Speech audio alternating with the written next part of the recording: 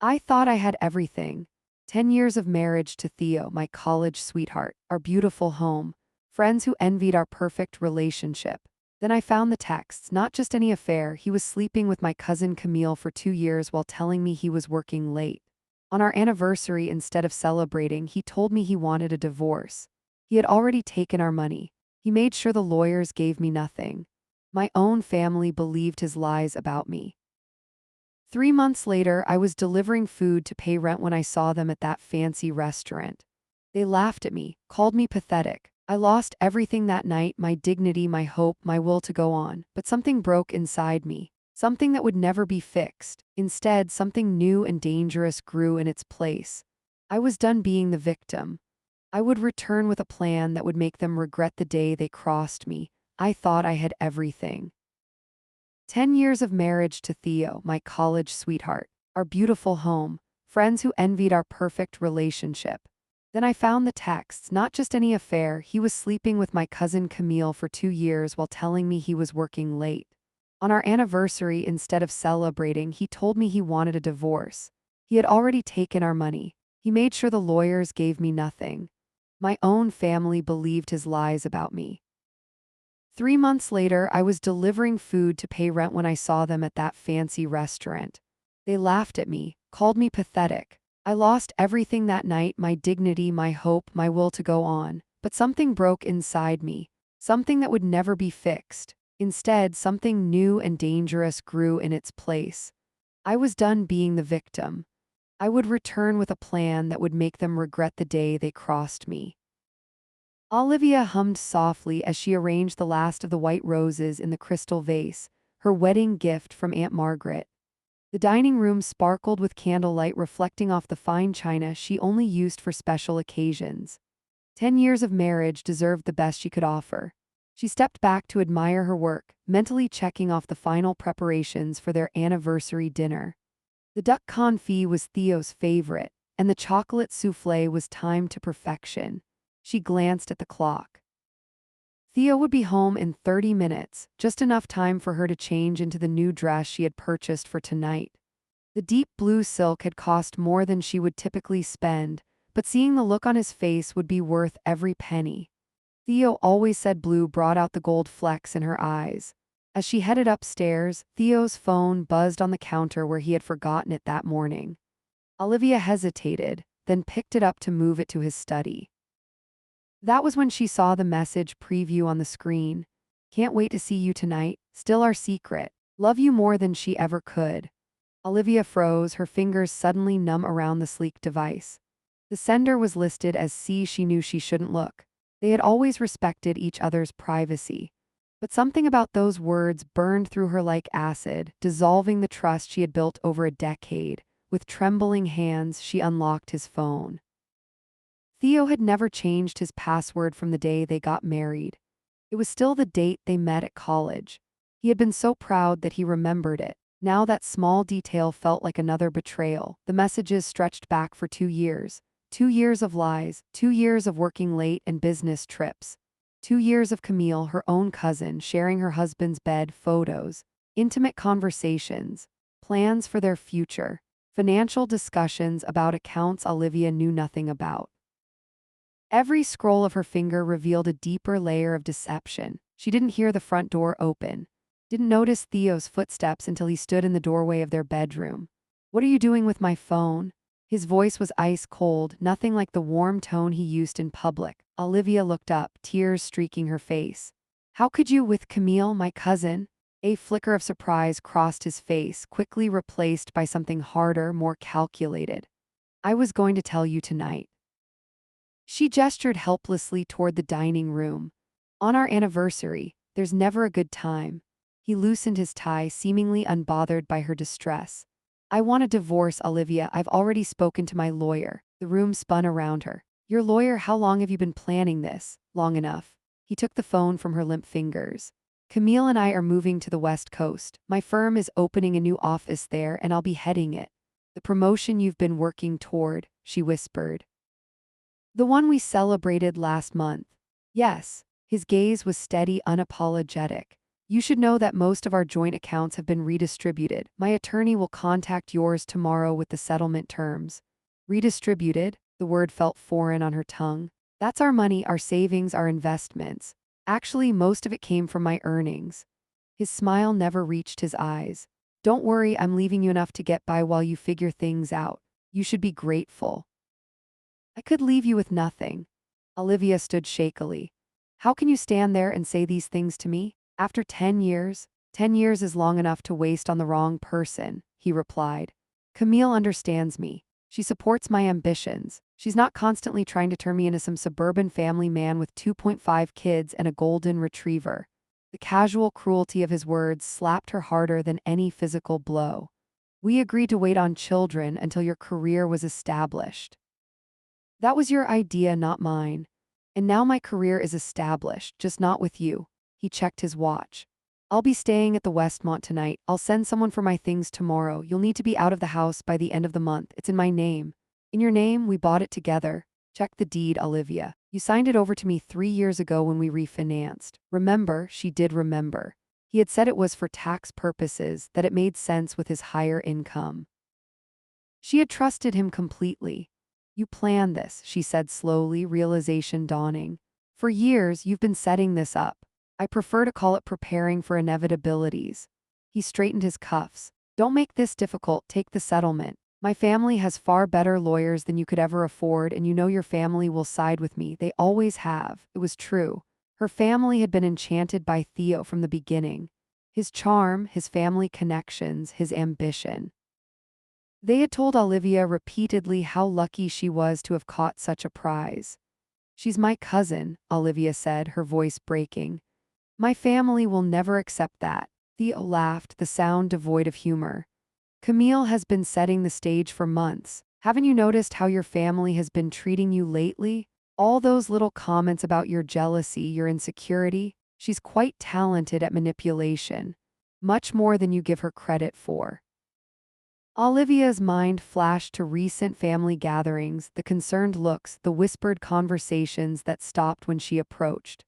The gradual cooling of relationships she had thought were solid. You're monsters, she whispered. Both of you. We're realists, he corrected. Now I have dinner reservations with Camille. I suggest you use tonight to start packing. And Olivia, I expect the house to be in perfect condition when you leave. You understand, of course. He turned and walked away, leaving her standing in their bedroom surrounded by photos of their life together. She heard the front door close, then his car start in the driveway. Only then did she notice the dining room with its candles and flowers and carefully prepared meal. Evidence of a love that had apparently been one-sided for years. Olivia sank to the floor, her blue silk dress forgotten, as the souffle in the oven collapsed unattended. The divorce proceedings moved with brutal efficiency. Theo's lawyer, a shark-eyed woman with immaculate red nails, presented a settlement that left Olivia with barely enough to survive for 6 months. When Olivia's attorney, the only one she could afford on short notice, suggested they fight for more, Theo's response was immediate and devastating. If she doesn't sign, I'll make sure everyone knows about her little breakdown 3 years ago. The medications, the therapy. Her family will testify that she's been unstable for years.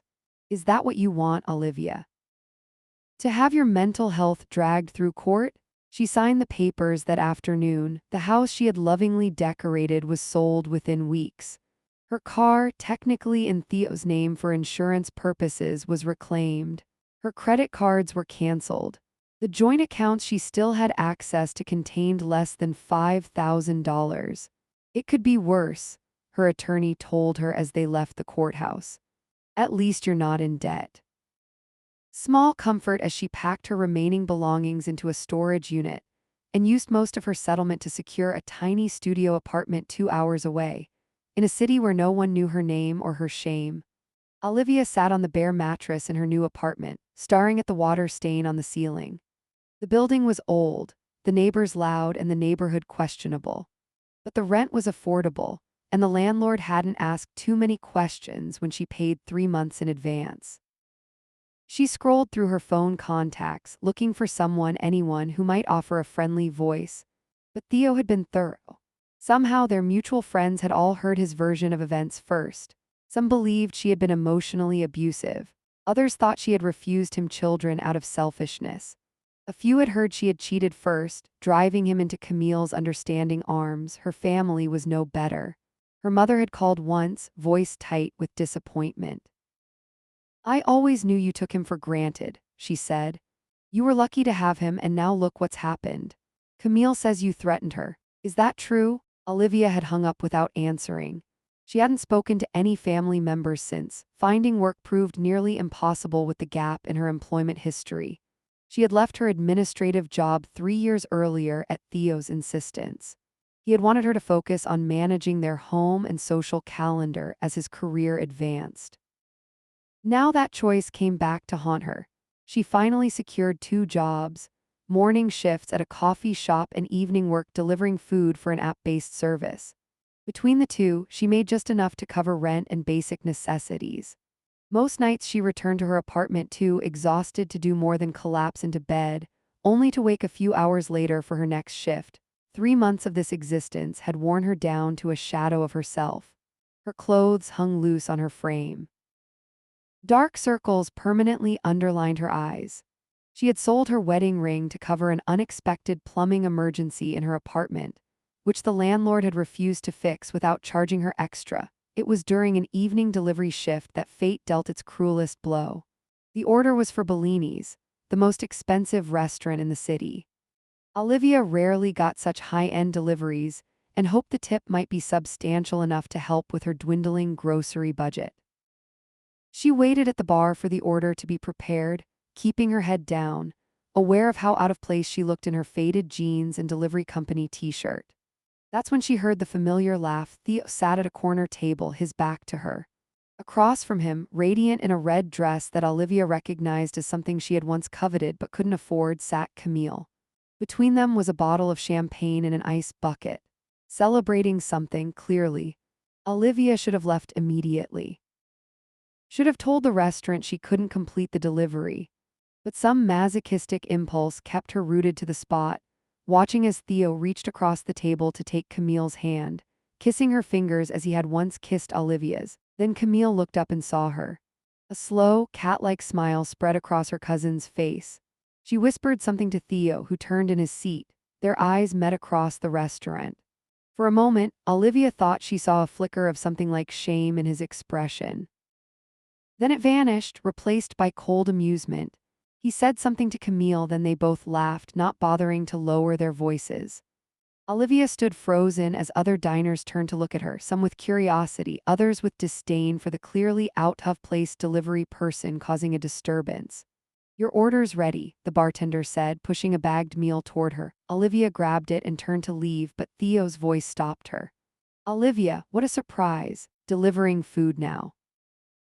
How the mighty have fallen. She should have kept walking. Instead, she turned back. "Just doing honest work, Theo." "Is that a dig at me?" His voice carried in the suddenly quiet restaurant. "I earned everything I have, unlike some people who expected to coast through life on their spouse's success." Camille's laugh was like glass breaking. "Oh, honey, look at her face. She's still shocked that your life went on without her. Did you really think he would stay with someone so basic?" Olivia noticed then that Camille was wearing her grandmother's ring, the antique sapphire that had been a wedding gift supposedly lost during a vacation 2 years ago. Another lie in a tapestry of deception. "We're heading to Bali next week," Theo continued, swirling his champagne. "That trip we always talked about, remember? Camille and I are finally taking it. The resort upgraded us to the honeymoon suite when they heard our story. Childhood sweethearts reunited after you tried to keep us apart all these years." The room tilted dangerously. Their story was a complete fabrication. Olivia had introduced them at her and Theo's wedding. "That's not what happened," she said, her voice sounding distant to her own ears. "It's our truth," Camille replied sweetly. "And everyone believes it. Your mother sent us a lovely Bon Voyage gift. She's so thrilled that Theo is finally with someone who appreciates him." The bag in Olivia's hands felt suddenly heavy. The faces around her blurred. "You should go," Theo said dismissively. "Your customer is waiting and we're celebrating. I just made partner."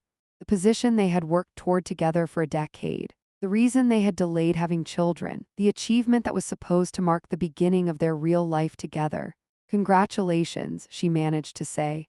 Thank you, Camille replied, as if the congratulations had been meant for her. We're so blessed. It's a shame you couldn't find your own happiness, Olivia, but some people just aren't meant for success. The room spun faster. Olivia tried to take a step toward the door, but her legs wouldn't cooperate. The bag slipped from her fingers, spilling its contents across the polished floor. The last thing she heard before darkness claimed her was Camille's voice, dripping with false concern. Someone call an ambulance. My poor cousin has always been so fragile. Olivia woke to the rhythmic beeping of a heart monitor and the antiseptic smell of hospital sheets. For a moment, she couldn't remember how she'd gotten there. Then it all came flooding back, the humiliation at the restaurant burning fresh in her mind. "Ah, you're awake," came a voice from her right. The doctor said it was mostly exhaustion and low blood sugar. When was the last time you ate a proper meal, honey? Olivia turned her head to see an elegant older woman in the adjacent bed, her silver hair swept into a neat bun. Despite being in a hospital gown, she somehow managed to look dignified. I'm Valencia, the woman continued. Your temporary roommate, you gave everyone quite a scare, collapsing like that. I'm sorry, Olivia said automatically, her voice hoarse. Valencia waved a dismissive hand. No need to apologize to me, though you might want to call your employer. The delivery company has been blowing up your phone. Olivia groaned. Another job she would lose, another setback in an endless series of them. Let me guess, Valencia said, studying her face. Rock bottom, Olivia couldn't even muster the energy to deny it. Something like that, good. Valencia nodded approvingly. Best place to start rebuilding, nothing but up from here. They fell into conversation as the hours passed. Valencia was recovering from a minor surgery. She had been a financial advisor before retiring 5 years earlier, and she had a no-nonsense way of speaking that Olivia found oddly comforting after months of pitying looks and condescending remarks. When Olivia was discharged the next morning with instructions to rest and follow up with her primary care doctor, she was surprised to find Valencia waiting for her in the hospital lobby, dressed in an impeccable pantsuit.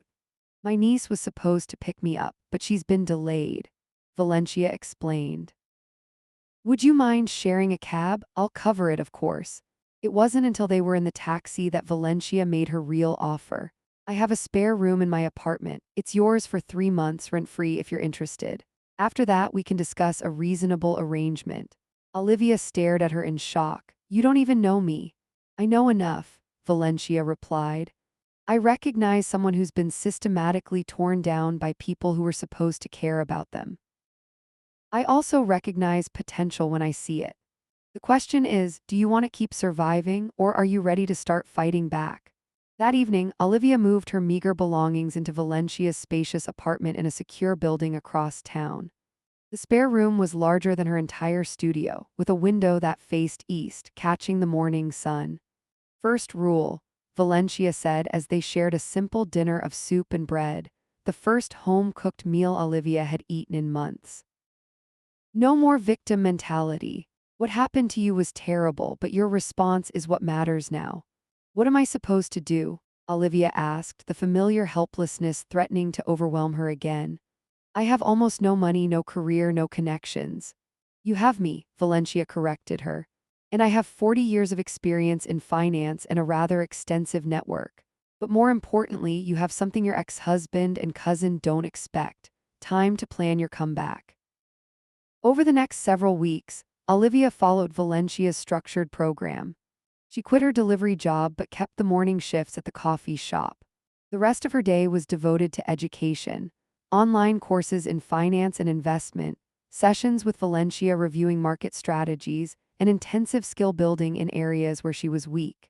Your problem isn't intelligence, Valencia told her after Olivia mastered a particularly complex investment concept in record time. It's that you've been conditioned to undervalue yourself. We're going to fix that. 3 months stretched into 6, then a year. Olivia's transformation was both internal and external. Her confidence grew alongside her knowledge. She started with small investments from the modest savings she accumulated working at the coffee shop, applying Valencia's strategies. To her surprise, she had a natural talent for spotting market trends and making calculated risks. By the 18-month mark, she had built a respectable portfolio, though nowhere near the wealth she had once shared with Theo. She was now paying Valencia a fair rent and had moved from barista to manager at the coffee shop, providing a stable income while she continued her financial education.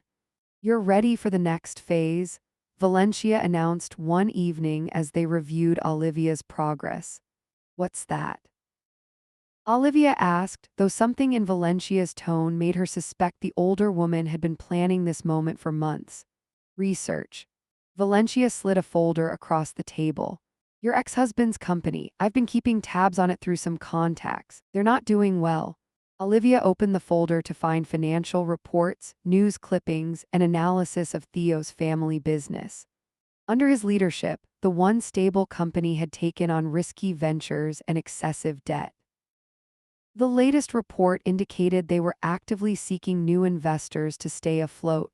"Why would I care about this?" Olivia asked, though her racing heart contradicted her words. "Because knowledge is power," Valencia replied simply. "And because every target has vulnerabilities. His happens to be a combination of arrogance and financial mismanagement." Over the next few months, Olivia immersed herself in understanding Theo's business situation. She created charts tracking the company's decline, identified the key players involved, and analyzed what a potential investor would need to see to consider saving the failing enterprise. During her research, she discovered something unexpected. Camille had been having an affair with Theo's business partner for at least 6 months. The evidence came from a financial blog that had published photos from a business conference in Singapore.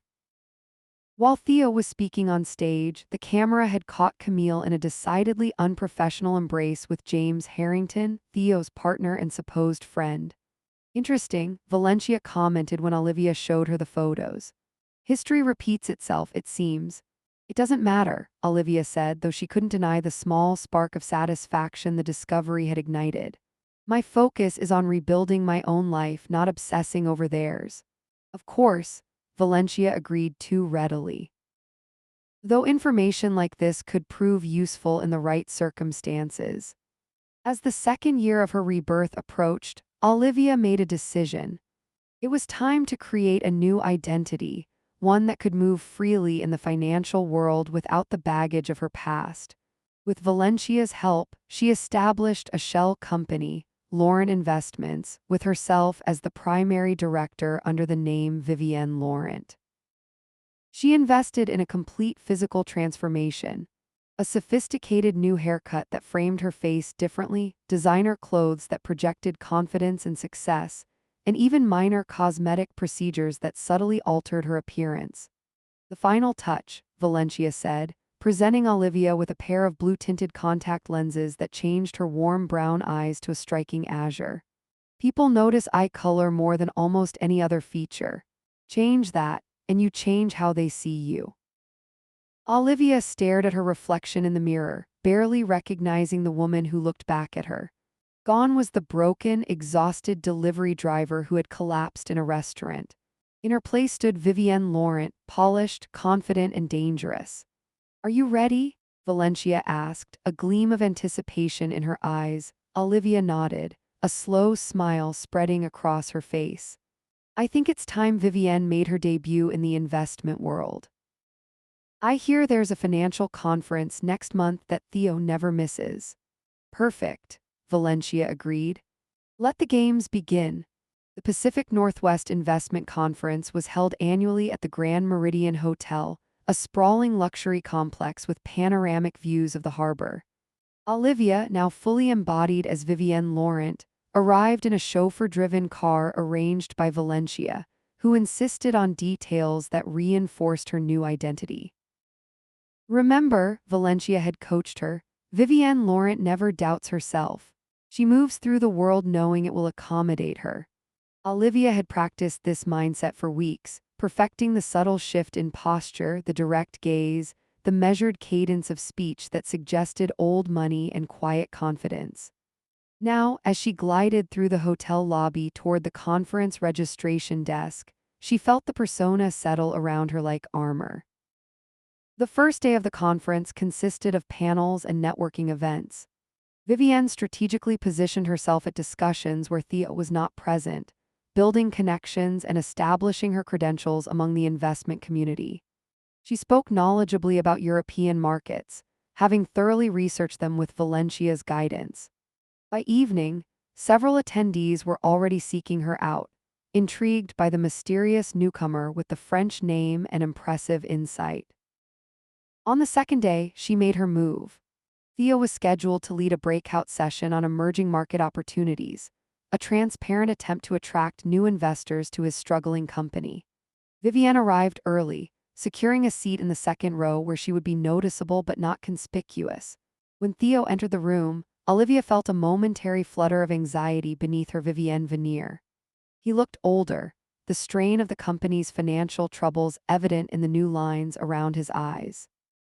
But his smile was the same, practiced and charming as he greeted the attendees and began his presentation. Throughout his talk, Vivienne asked insightful questions that displayed her knowledge while subtly highlighting the weaknesses in his strategy. Each time, Theo addressed her with increasing attention, his eyes lingering on her face with growing interest. If there was any recognition, it was buried beneath his more immediate reaction to an attractive, knowledgeable woman who seemed genuinely interested in his company. After the session, she allowed herself to be caught at the refreshment table, examining the selection of teas with a slight frown. "The selection leaves something to be desired," Theo said, appearing at her elbow. "I know a place nearby that serves a proper Earl Grey if you're interested." Vivienne offered him a measured smile. "That's very kind, Mr. Devereaux, but I make it a policy not to discuss business over anything less formal than lunch." "Then let me invite you to lunch," he replied without hesitation. "Your questions during my presentation showed exceptional understanding. I'd like to hear more about your investment philosophy." They arranged to meet the following day at an upscale restaurant just off the hotel property. That night in her hotel room, Olivia carefully reviewed her strategy with Valencia via encrypted video call. "He's already circling," Valencia noted with satisfaction. "Men like Theo are predictable. They see what they want and convince themselves it's their idea to pursue it." "He doesn't recognize me at all," Olivia marveled. "Even my voice doesn't trigger any recognition." "People see what they expect to see," Valencia replied. "And he expects to see a broken ex-wife delivering food, not a sophisticated investor across a conference table. Use that blindness to your advantage." Lunch the next day was a master class in strategic conversation. Vivienne shared just enough about her background to seem transparent while revealing nothing that could be verified. She expressed interest in Theo's company, but maintained a professional distance that only intrigued him further. "Your timing is fortunate," Theo admitted after his second glass of wine loosened his usual caution. "We're in a position to welcome the right investor as a partner. Someone with your international connections could be invaluable." "I never make decisions based on a single conversation, Mr. Devereaux," Vivienne replied, watching him flinch slightly at the formality. "Please call me Theo," he insisted, leaning forward. "And I hope we'll have many more conversations. Are you staying in town after the conference?" Vivienne mentioned a week of appointments before her return to Europe, a fabrication designed to create a sense of limited availability. As expected, Theo immediately invited her to a dinner party at his home that weekend. "Nothing formal, just a few colleagues and friends. My partner James will be there with his wife, and of course my fiancé would love to meet you." Fiancé, not wife. Interesting that he and Camille hadn't married yet, despite their supposed passion. Olivia filed this information away as Vivienne graciously accepted the invitation. The days between were filled with careful preparation. Valencia arranged for a car service and helped select an outfit for the dinner party that would be memorable without being flashy. A deep emerald dress that complemented the blue contact lenses and made Vivienne look striking but not overtly sexual.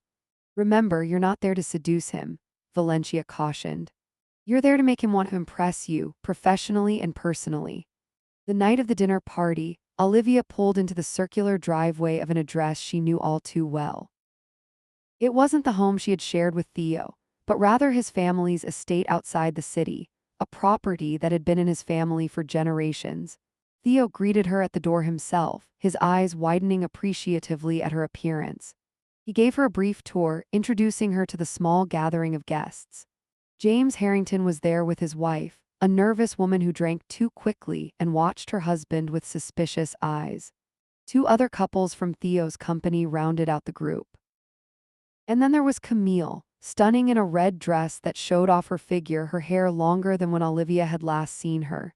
She evaluated Vivienne with a practiced smile that didn't reach her eyes, clearly assessing the potential threat.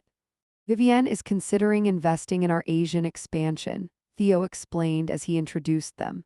She has significant experience in emerging markets. How fascinating, Camille replied, her tone suggesting it was anything but. And what brings a French investor all the way to our little corner of the world? Opportunity doesn't respect geography, Vivienne answered smoothly. And I find American companies often undervalue international expertise. Throughout dinner, Olivia maintained her Vivienne persona flawlessly, navigating the conversations with practiced ease. She noted how Camille's attention wandered whenever business was discussed, how her gaze followed James when she thought no one was watching. She observed the tension between Theo and his business partner, the strain beneath their jovial exchanges. Most importantly, she recognized the signs of financial desperation behind Theo's confident facade. The dinner was served on plates she remembered from their marriage, not the family heirlooms that should have been used for such an occasion. The wine was good but not exceptional, the flower arrangements minimal. After dinner, while the other guests moved to the living room for drinks, Vivienne excused herself to find the powder room. Instead, she took a calculated detour through the hallway where she knew Theo kept his home office. The door was ajar, and she slipped inside, quickly scanning the desk for any useful information. A folder lay open, containing what appeared to be preliminary investment documents, already drawn up with spaces for Lauren Investments to fill in. Beside it was a spreadsheet of the company's actual financials, showing a much more dire situation than Theo had admitted at the conference. They weren't looking for growth capital, they were on the verge of bankruptcy. Vivienne took several discreet photos with her phone before returning to the party, arriving just as Camille was recounting an anecdote about a recent charity event. Their eyes met across the room, and for a moment, Olivia saw a flicker of puzzlement cross her cousin's face. Then Theo was at her side, refilling her wine glass, his hand lingering near hers. "I hope you're enjoying yourself," he murmured. "Perhaps we could continue our discussion about potential investment opportunities privately tomorrow. My office or yours? I prefer neutral ground for preliminary discussions," Vivienne replied. "Perhaps the restaurant at my hotel. They have private dining rooms." As she drove away from the estate later that evening, Olivia felt a surge of cold satisfaction. Phase 1 had been accomplished. Theo was interested, the company was vulnerable, and neither he nor Camille had any idea who was really circling their world, waiting for the perfect moment to strike. Over the next month, Olivia methodically positioned Lauren Investments as the perfect savior for Theo's failing business. She attended meetings, reviewed documents, and asked the right questions, all while maintaining her Vivienne persona with flawless precision. Each interaction drew Theo further into her web, his initial professional interest evolving into something more personal, just as she had anticipated. "They're practically begging for the investment now," she told Valencia during one of their strategy sessions. "The company needs an influx of capital within 60 days or they'll default on their loans. And the shell company structure is secure," Valencia confirmed, reviewing the documents spread across her dining table. "Completely," Olivia assured her. 3 layers of corporate entities between Lauren Investments and any record of Olivia Devereaux. Even if someone investigated, they'd hit nothing but dead ends. The plan was progressing perfectly. Through careful maneuvering and strategic information gathering, Olivia had not only secured a potential controlling interest in Theo's company, but had also collected damning evidence of his financial mismanagement and fraudulent reporting to investors. She had recordings of conversations where he admitted to falsifying projections, and hidden cameras had captured his meetings with Camille, where they discussed using company funds for personal expenses. She had also continued tracking Camille's affair with James Harrington, gathering photographic evidence and recording conversations between them when they thought no one was listening. The betrayal was deliciously ironic, Camille doing to Theo exactly what they had done to Olivia. But the most surprising development had come from an unexpected source. During her investigations, Olivia had discovered that her estranged grandmother, Eleanor Blackwood, was still alive and living in a retirement community just outside the city. On impulse, she had arranged a visit, unsure if the elderly woman would even remember her. "Olivia," her grandmother had exclaimed upon seeing her, looking past the Vivienne disguise immediately. "I'd know those eyes anywhere, contacts or not. You have your grandfather's expression." They had fallen into conversation as if the years apart had never happened. Eleanor explained that after Olivia's disappearance following the divorce, the family had told her that Olivia wanted no contact, that she had moved away to start fresh. "I never believed it," Eleanor said firmly. "But your mother was very convincing. She said you were unstable, that contacting you would only make things worse." When Olivia revealed the truth about Theo's betrayal with Camille and her family's response, Eleanor's face had hardened with anger. "Those vipers," she muttered. "Your grandfather would never have allowed this. And to think I was planning to divide my estate equally among all the grandchildren." That conversation had added an unexpected dimension to Olivia's plans. Eleanor's estate was substantial, including properties and investments that would make a significant difference to whoever inherited. According to Eleanor, Camille and her mother had been particularly attentive in recent years, visiting regularly and assisting with financial matters. "They've been helping me review my will," Eleanor admitted. "I suppose I know why they were so eager now." With Eleanor now secretly allied with Olivia, the final piece of the plan fell into place. The stage was set for what Valencia had dubbed the reckoning. Olivia arranged for a formal investment announcement dinner at Bellini's, the very restaurant where she had collapsed in humiliation 2 years earlier. The symmetry was intentional, a private acknowledgement of how far she had come.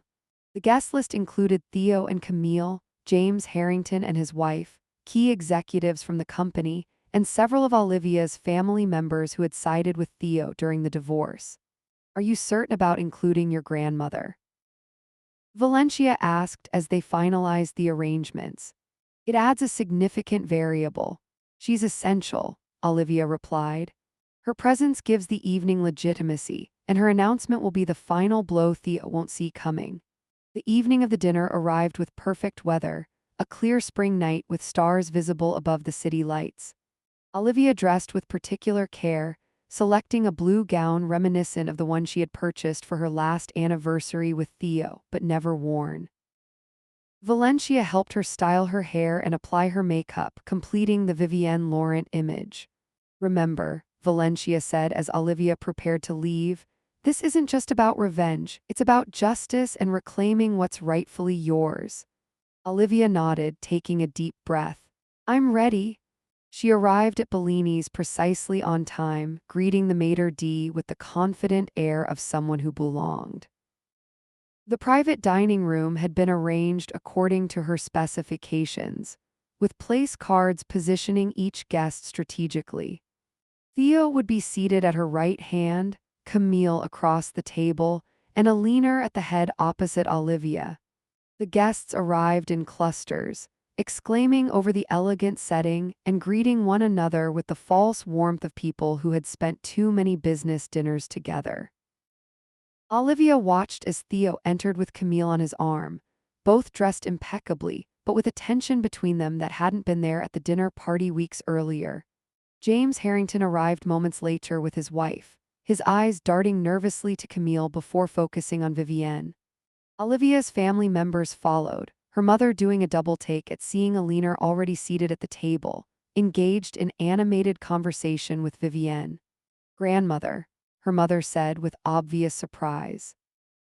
I didn't realize you would be here tonight. Vivienne was kind enough to invite me, Alina replied smoothly. We've become quite close recently. She reminds me of someone I miss very much. Theo approached, extending his hand to Vivienne with a practiced smile. Everything looks wonderful. I must say your attention to detail is impressive. Details matter in business and in life, don't they, Theo? Vivienne replied, gesturing for him to take his seat beside her. As the appetizers were served, Vivienne guided the conversation skillfully, allowing Theo to explain the upcoming investment to the assembled guests. His presentation was polished but increasingly desperate as he outlined the company's expansion plans, conveniently omitting any mention of their precarious financial situation. We're fortunate to have found a partner who shares our vision for the future, he concluded, raising his glass toward Vivienne. To new beginnings and prosperous partnerships. The others echoed the toast, though Olivia noted the tight expression on Camille's face and the way James shifted uncomfortably in his chair when Theo mentioned loyalty and commitment to the company's values. As the main course arrived, Olivia caught Alina's eye and received a subtle nod. It was time. Before we continue, Vivienne announced, rising from her seat, I would like to excuse myself briefly. There's something I need to prepare before we discuss the final details of our arrangement. She walked calmly to the private room's antechamber, where her overnight bag waited.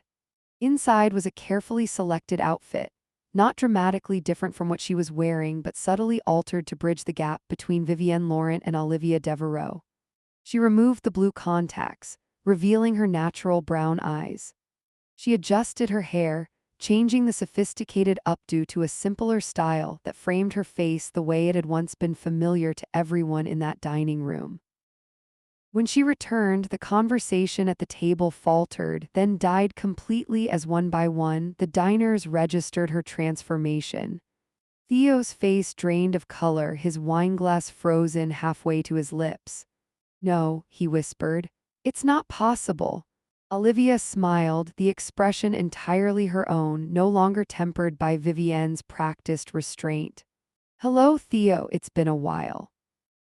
The dining room fell into stunned silence as Olivia stood before them, no longer hidden behind the facade of Vivienne Laurent. She watched the shock ripple across every face, cataloging each reaction with cold satisfaction. Her mother's hand flew to her throat in disbelief. James Harrington looked confused, then alarmed as understanding dawned.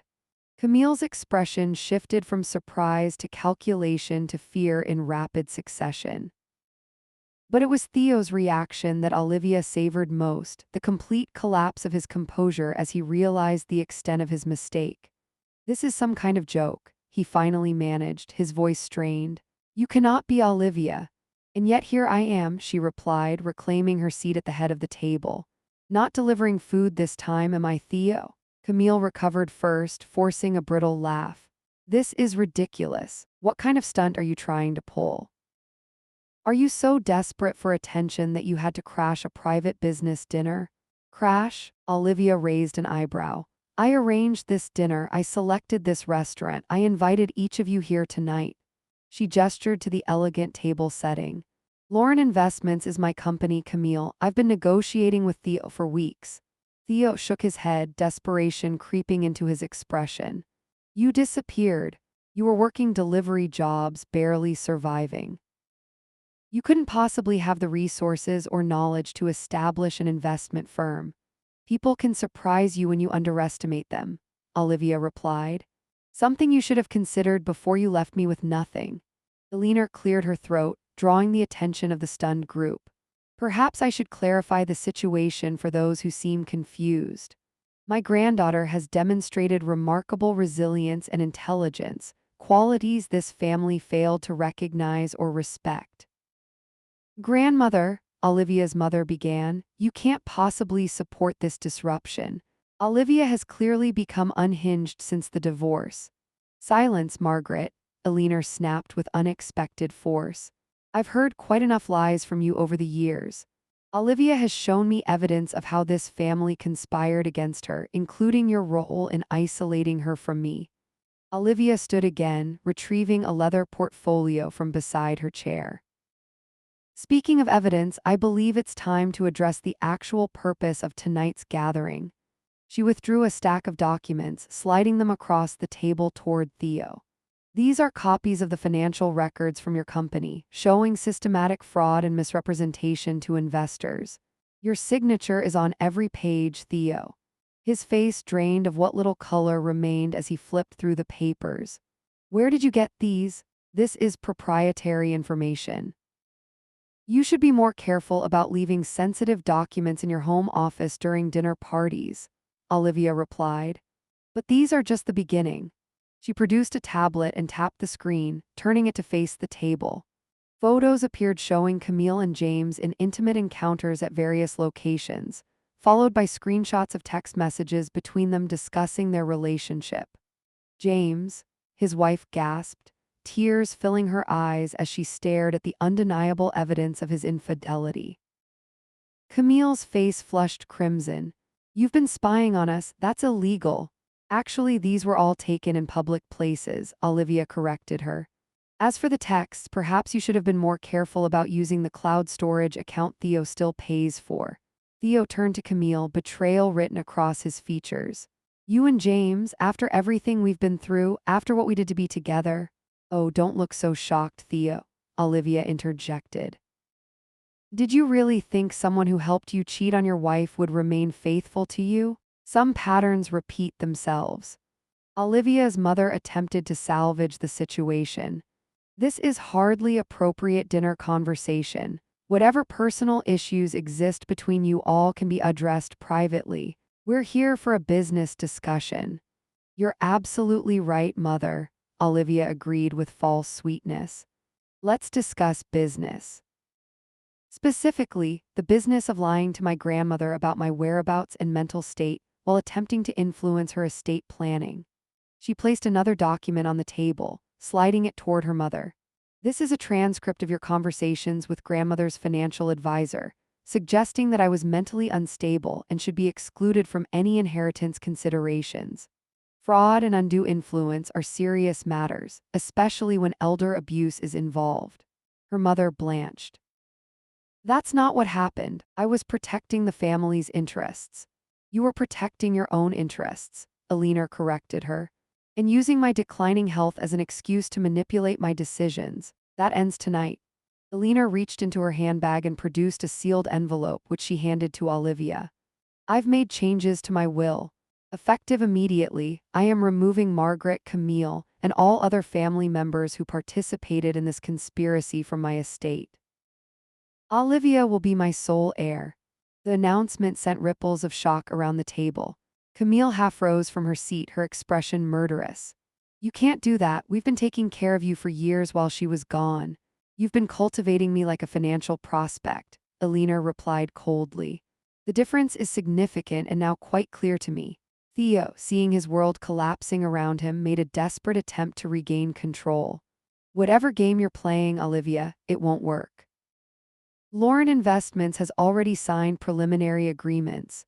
You can't simply walk away. Olivia smiled, the expression not reaching her eyes. I have no intention of walking away, Theo. In fact, I'm fully committed to this investment. She removed a final document from her portfolio. This is notification that Lauren Investments has already purchased a controlling interest in your company through secondary markets and proxy holdings. She paused, savoring the moment as understanding dawned on his face.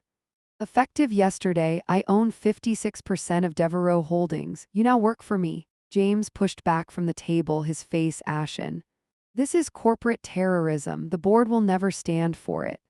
The board has already been notified, Olivia informed him, as have the SEC and the Justice Department regarding the financial improprieties I've documented. They were quite interested in the evidence of wire fraud and investor deception. She turned back to Theo, whose arrogance had crumbled completely. You have two choices. Resignation with full cooperation in the subsequent investigation, or termination followed by prosecution. Either way, your control of the company ends tonight. You would destroy everything just for revenge? He asked, his voice barely audible. Not destroy. Reclaim and rebuild, Olivia corrected him. The company has potential under proper management. Management that doesn't siphon funds for personal use or falsify reports to hide incompetence. Camille stood abruptly. This is insane. I'm not sitting here listening to these threats. She grabbed her purse and turned to leave. Sit down, Camille, Olivia commanded, her tone leaving no room for argument. You're implicated in the misuse of company funds. Those shopping sprees and vacations were paid for with investor money. That makes you an accessory. Camille sank back into her chair, her confidence finally shattered. Olivia addressed the entire table.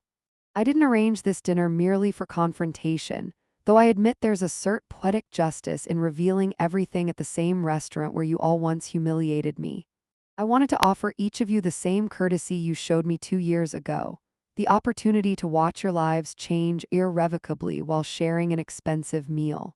She turned to James's wife.